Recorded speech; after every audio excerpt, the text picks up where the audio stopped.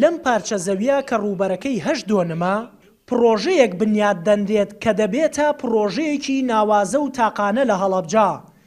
ئەویش کۆمەڵگایەکی هاوچەرخی پەروەردەییە ڕێکخراوی کۆیکای کۆریای باشوور ئەرکی دروستکردنی کۆمەڵگا پەروەردەییە هاوچەرخەکەی لە ئەستۆ گرتووە. لەبەر دوو هۆکار هەڵەبجەمان هەڵبژاردووە بۆ ئەوەی ئەم پرۆژەی بۆ جێبەجێ بکەین. یەکەم، هەڵەبجە خاوەنی قوربانیەکی زۆرە و تراژیدیای بەسەر هاتووە. دووەم، هەڵەبجە پارێزگایەکی نوێیە بۆیە دەمانەوێت جێدەستمان دیار بێت. وەلایەنی پەروەردەییشمان هەڵبژارد چونکە دەزانین داهاتووی پەروەردە گەشت دەبێت. لەو پرۆژەیە کە بنیاد دەنرێت 1300 قوتابی هەر لە باخچەی ساوایانەوە تا قۆناغی 12 ئامادەی دەتوانن بخوێنن. بەگشتی پرۆژەکەش 5 ملیۆن دۆلاری بۆ تەرخان کراوە.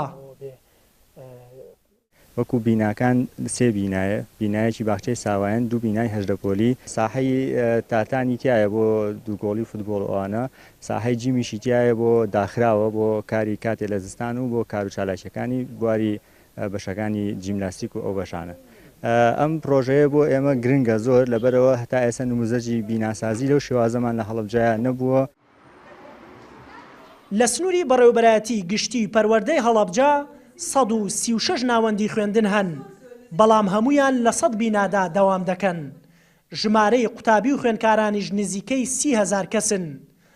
لە 4 ساڵی ڕابردووشدا 12 بینا بۆ خوێندنگا لە دروستکردندان، بەڵام هێشتا تەواو نەکراون. ئیدارەی هەڵەبجە ئەم پارچە زەویەی تەرخان کردووە بۆ حکوومەتی کۆریای باشوور و پێی وتووە ئەمە عەرز و ئەوەش گەز پرۆژەمان بۆ جێبەجێ بکە. بەڵام تۆ بڵێ گەزەکەی کۆریای باشوور لە کاتی خۆیان بگاتە شوێنی مەبەست یان هاوشێوەی بەشێک لە پرۆژەکانی ئەم شارە کە حکوومەت جێبەجێ کردوون ماوەیەکی زیاتری دەوێت یان بە تەواو نەکراوی جێدەهێڵرێت. وریا حەمەکەریم NRT هەڵەبجە.